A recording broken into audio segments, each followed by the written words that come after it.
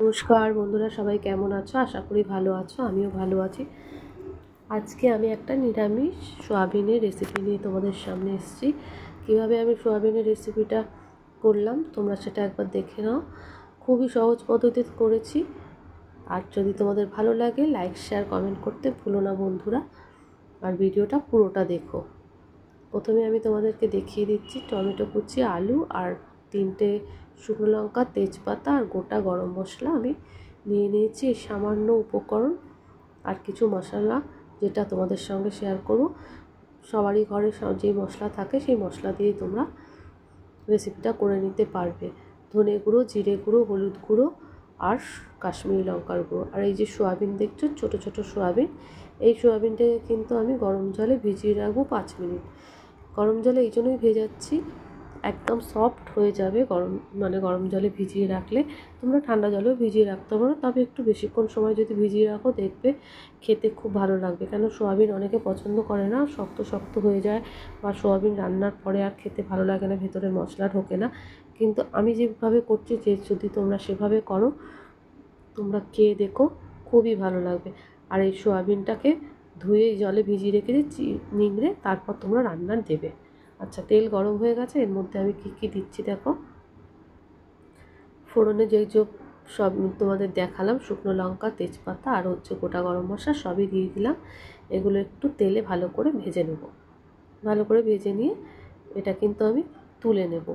তুলে এই জন্যই নেব, আলুটাকে আমি ভাজবো সেই জন্য। আর বেশিক্ষণ যদি এটাকে ভাজি পুড়ে যাবে, সেই জন্য ওগুলোকে ভালো করে একটু ভেজে যেই গন্ধটা বেরোবে তখন আমি এটাকে তুলে নেব। নিরামিষ রান্না কিছুটা আমি শিখেছি আমার ঠাকুমার কাছ থেকে।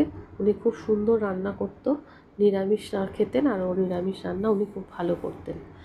আচ্ছা, তারপর আমি আলুটাকে ভেজে নেব। ভেজে নিলে যে কোনো সবজি খেতে খুবই ভালো লাগে। আমি প্রত্যেকবারই বলি, আলুটাকে একটু লাল লাল করে ভেজে নিয়েছি। যদিও ভিডিওতে দেখাচ্ছে না, মনে হচ্ছে সাদা, কিন্তু একটু লাল করেই ভেজেছি।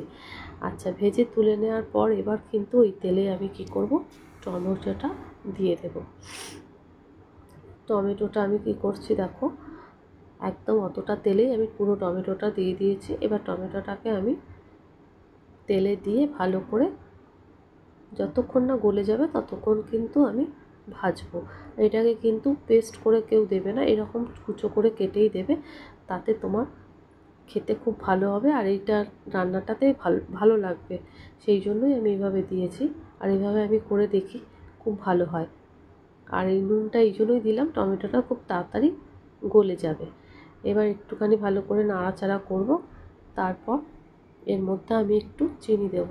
তেলে চিনি দিলে যেমন কালারটা ভালো আসে, এই ভাজার সঙ্গে সঙ্গে যদি আমি তেলটা দিই তাহলে এটাও কিন্তু খুব ভালো লাগবে। তেলের মধ্যে যদি চিনিটা দিয়ে দিই খেতেও ভালো হবে, কালারটাও ভালো আসবে। এবার আমি কি করছি দেখো, এবার আমি তেলের মধ্যে একটু চিনি দিয়ে দেবো, সামান্য পরিমাণেই চিনি দেবো। এবার কেউ বেশি খেলে, বেশি মিষ্টি যদি নিরামিষ তরকারি খেতে চাও দিতেই পারো, আর একটু পরিমাণ মতো মিষ্টি লাগেই। যাই হোক, একটু মিষ্টি দিয়ে দিলাম। এরপর কেউ আর যদি আদা দিতে চাও আদা দিতে পারো, অনেকে আদা পছন্দ করে না, সেই জন্য আদা অনেকে দেয় না। আদা তুমি নিরামিষ এতে দিতেই পারো, আমি কিন্তু এখানে আদার ইউজ করিনি, যেহেতু একটু টমেটো আর দিয়ে করছি, আদাটা দিইনি। টমেটো কিন্তু একটু বেশি দিতে হবে। এখানে আমি মাঝারি সাইজের, ছোটও না বড়ও না, মাঝারি সাইজের 2টো টমেটো দিয়েছি, যেহেতু সোয়াবিনের পরিমাণটা আমার যেরকম সেই অনুযায়ী দিতে হয়েছে। এবার আমি একটু বাটি ধুয়ে জল দিয়ে দিলাম। এবার এটাকে আমি কষাবো। কষানোর পর এর মধ্যে আমি সোয়াবিনগুলো দিয়ে দেব। আলু কিন্তু এখন দেব না। এই যে টমেটোর আর জলটা দিয়েছি না, এতেই আমি কিন্তু সোয়াবিনটা দিয়ে নাড়তে থাকবো। এতে কি হবে, সোয়াবিনের মধ্যে মশলাটাও ঢুকে যাবে, আর এমনিতেই নরম হয়ে গেছে সোয়াবিন, আরও কষানোতে আরও নরম হয়ে যাবে। রান্নাটা দেখলেই বুঝতে পারবে যে সোয়াবিনটা কতটা সফট হয়েছে আর খেতে কতটাই ভালো হয়েছিল। আর সোয়াবিন সফট হলে না খেতে ভালো লাগে, আর শক্ত হলে সোয়াবিনটা খেতে ততটা ভালো লাগে না। এবার আমি একটা বাড়িতে ভাজা মশলা তৈরি করেছি, সেটা তোমাদের সঙ্গে শেয়ার করছি। এটা আমি ডেসক্রিপশানে দিয়ে দেবো কী কী দিলাম এর মধ্যে। এই মশলাটা আমি এখন দেবো না, হয়ে যাওয়ার পর দেবো, তোমাদের দেখিয়ে রাখলাম। এটা কষানো হয়ে যাক, তারপর আমি এর মধ্যে এই মশলাটা দেবো।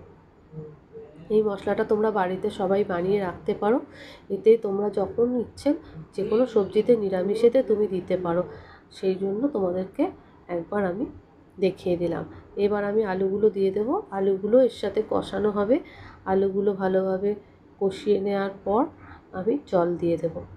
দেখো কিভাবে আমি কষিয়ে নিচ্ছি। এবার কষানোর পর আস্তে আস্তে এর মধ্যে জল দেবো। দেখো তেলটা ছেড়ে গেছে, আর তেলটা অতটা দেখাও যাচ্ছে না। এবার শুকনো হয়ে গেছে, মোটামুটি কষানো আমার হয়ে গেছে। এরপর আমি এতে কী দেবো, জলটা দেবো। ওই বাটি মেপে 1.5 বাটির মতো জল দিলেই হবে, কেননা সয়াবিন খুব নরম হয়ে গেছে, আর আলুটাও ভেজে রেখেছি, আলুটাও খুব নরম হয়ে গেছে। এবার আমি এর মধ্যে জল দিয়ে দেবো। শুকনো লঙ্কার ঝাল আছে, আবার কাঁচা লঙ্কা ওই জন্য এবার আমি দিলাম না। কাঁচা লঙ্কা যদি কেউ ব্যবহার করতে চাও তাহলে কাঁচা লঙ্কা দিতেই পারো। এবার আমি এর মধ্যে জল দেব। জলটা আমি ওই বাটি মেপে 1.5 বাটির মতো জল দিলেই হবে, বেশি জল দিতে হবে না। তারপর এটাকে একটু নেড়ে চেড়ে ভালো করে ফুটতে দেব। ফোটানোর পর আমি একটু ঢাকা চাপা দেব, কেননা এমনি নরম হয়ে গেছে, বেশি লাগবে না যদিও বা, তবুও একটু ঢাকা দিয়ে রাখলে কী হয়, যে ভাজা মশলাটা দেবো তার স্মেলটা ভেতরে থাকবে আর খেতে খুব ভালো হবে। তোমরা যদি ভাজা মশলাটা বাড়িতে না করে থাকো কোনো অসুবিধা নেই, এভাবে করবে, এতেও কিন্তু কোনো অসুবিধা নেই, ভালোই হবে খেতে। কালারটা খুব সুন্দর এসেছিলো বন্ধুরা। আমি তো এখানে ক্যামেরায় অতটা ভালো বোঝা যাচ্ছে না, কিন্তু ক্যামেরা ছাড়া যদি তোমরা দেখতে পেতে বুঝতে পারতে কালারটা কত সুন্দর এসছে, আর খেতে ততটাই ভালো হয়েছে। আর নিরামিষে একটু নুন মিষ্টিটা যদি ঠিকঠাক হয় এমনি খেতে ভালো লাগে। এবার আমি চামচ মেপে কৌটো থেকে এই 1/2 চামচ মতো দিলেই হবে, একটু মশলাটা দেবো। এই মশলাটা দিলে না একটু খেতে ঠাকুরবাড়ির সেই রান্নাগুলো যেরকম গন্ধ হয় ওরকম হয়। একটু উপর থেকে দিয়ে দেবো, দিয়ে না এবার এটাকে চামচটা ধুয়ে নিলাম ওই ঝোলেতেই ডুবিয়ে, কারণ অনেকটা লেগে থাকবে ওর মধ্যে, ওই জন্য।